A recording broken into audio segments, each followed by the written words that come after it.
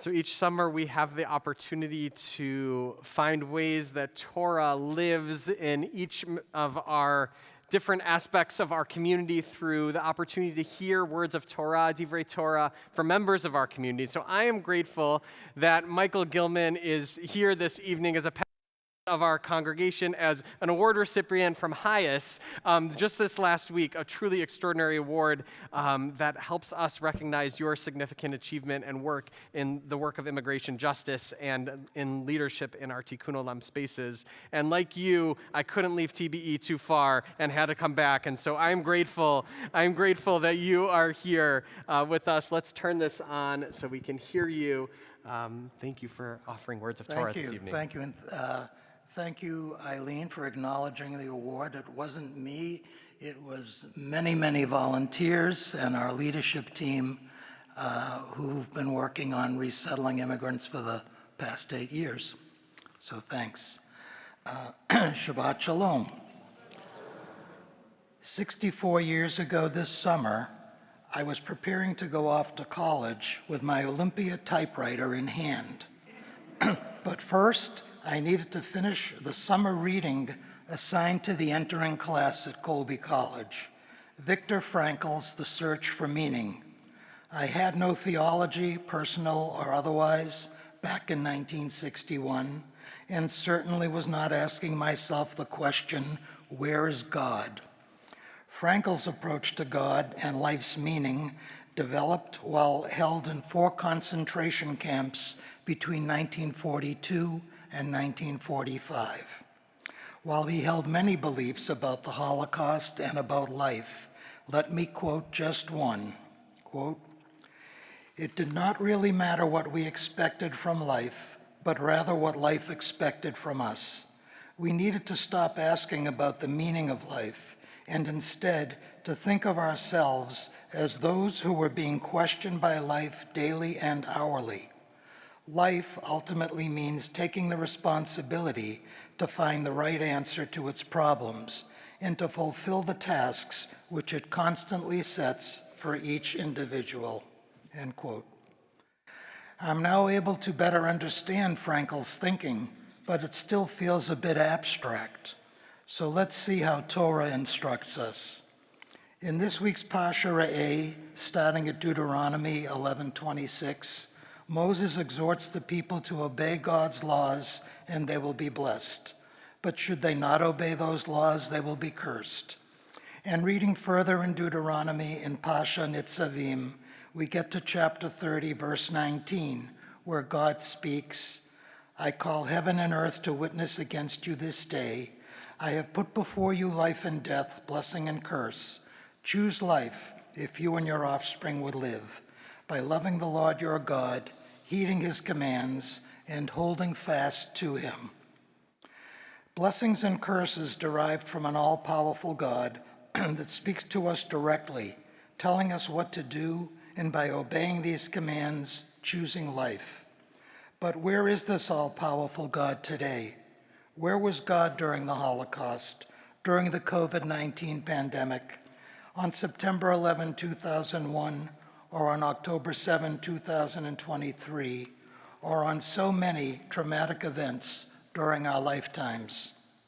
In this time of disappearances, can it be that God too has disappeared?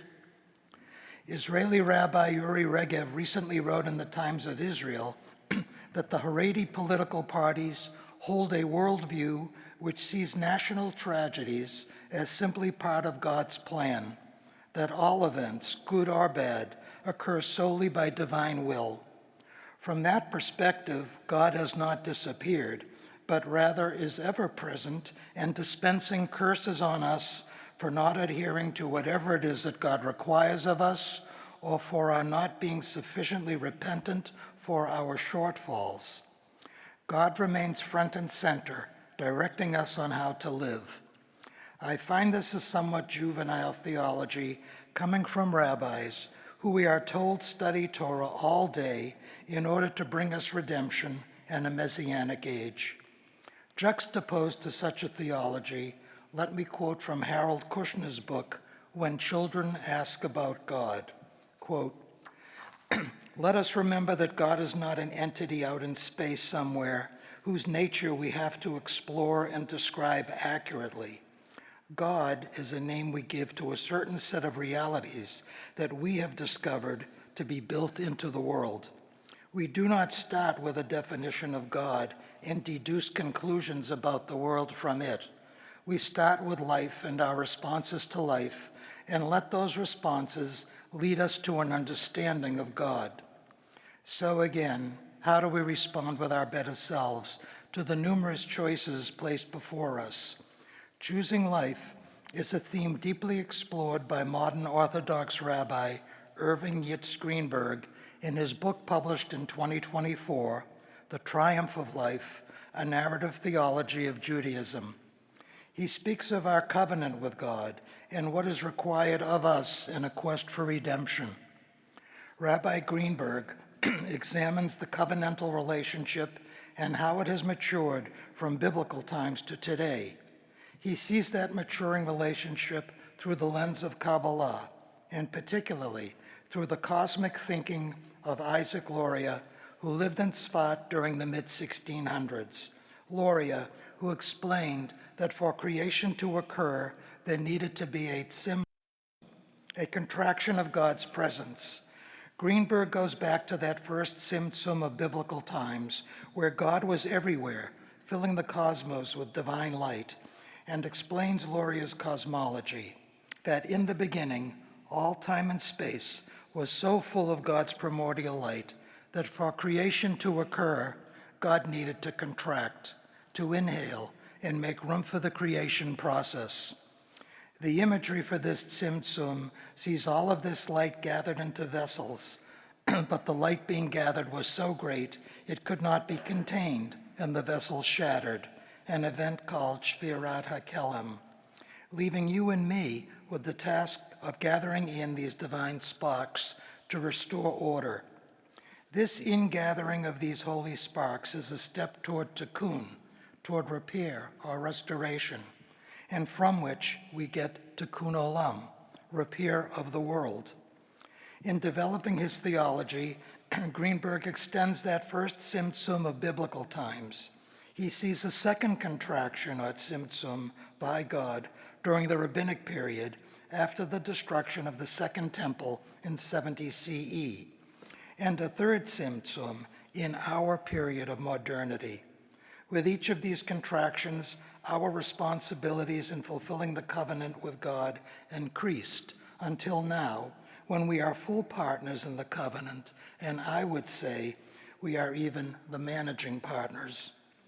God no longer speaks to us face to face, panim el panim, as he did with Moses at Sinai.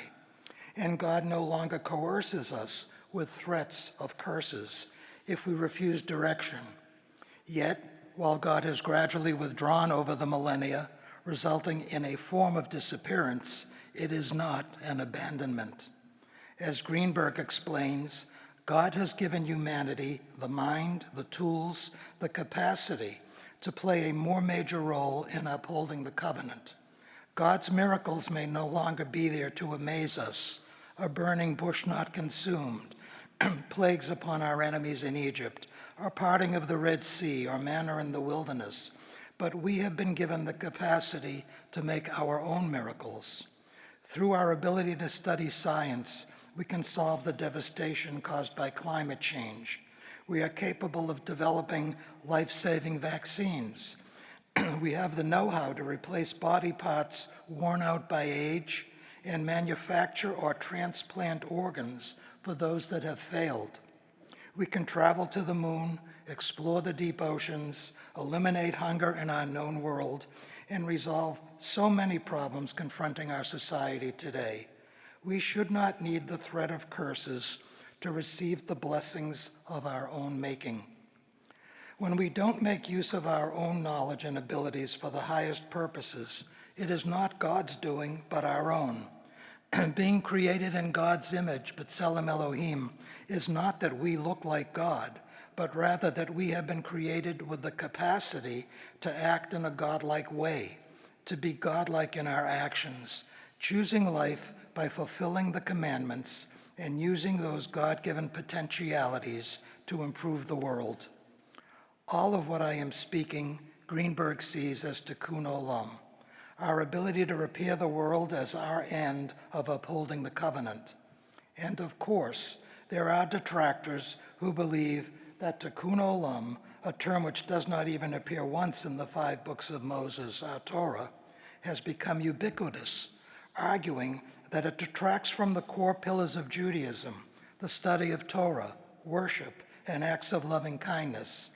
They say there is too much emphasis on social justice. These scholars have written that Reform Judaism and other liberal progressive streams are too much about tikkun olam to the exclusion of Torah study, worship, and acts of loving kindness, overlooking the fact that loving kindness, gemilut hasadim, is embedded in tikkun olam and a major building block for repairing the world. Articles have been published about the tikkun olamization of American Judaism and the assimilation of tikkun olam.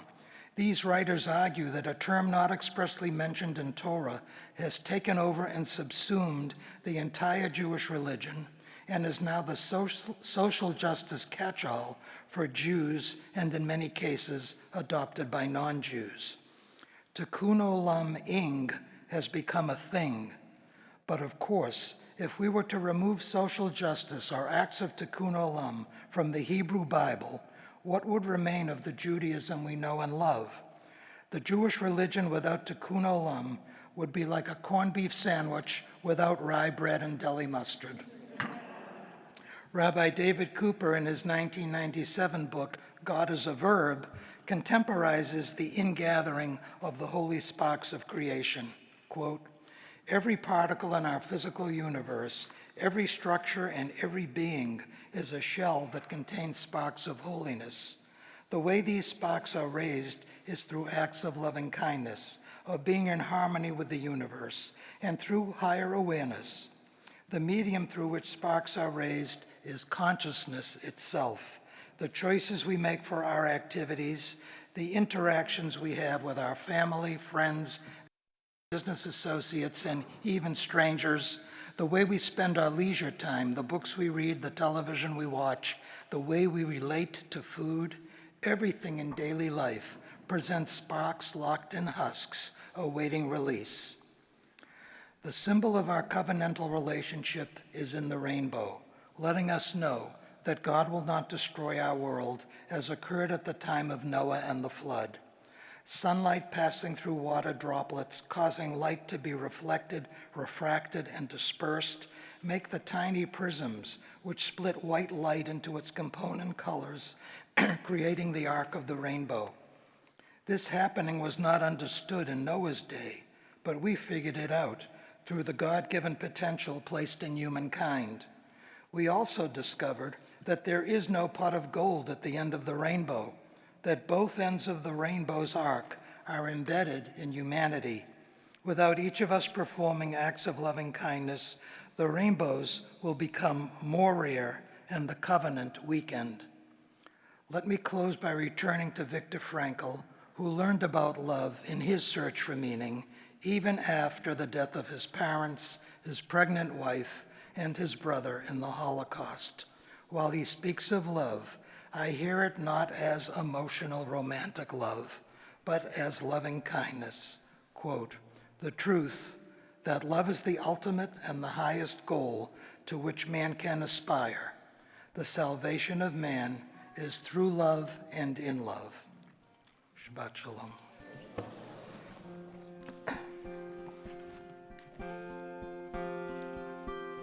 I learned it. Good. And we got the words, so we'll all sing together, hopefully, and shower this love all around us. You can play the game, you can act out the part, though you know it wasn't written for you. Tell me, how can you stand there with your broken heart, ashamed of playing a fool? One thing can lead to another, doesn't take any sacrifice.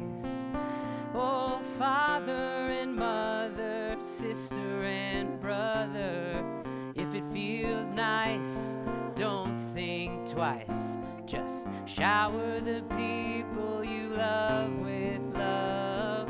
Show them the way that you feel. Things are gonna be much, work out fine if you only will. Do as I say, shower the people you love with love. Show them the way that you feel. Things are gonna be much better if you only will.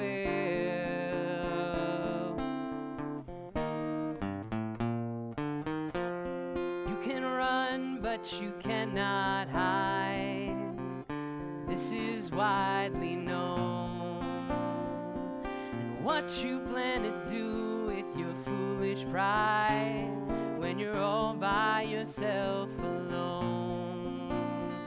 Once you tell somebody the way that you feel, you can feel it beginning to ease. I think it's true what they say about the squeaky wheel always getting a grease. It's better to shower the people you love with love. Show them the way that you feel.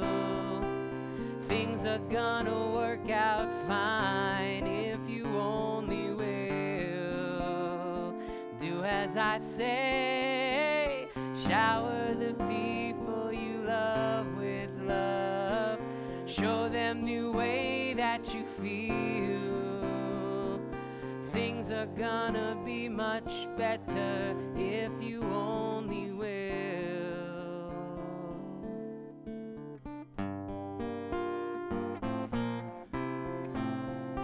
Yasher Koach, Michael. Let's rise.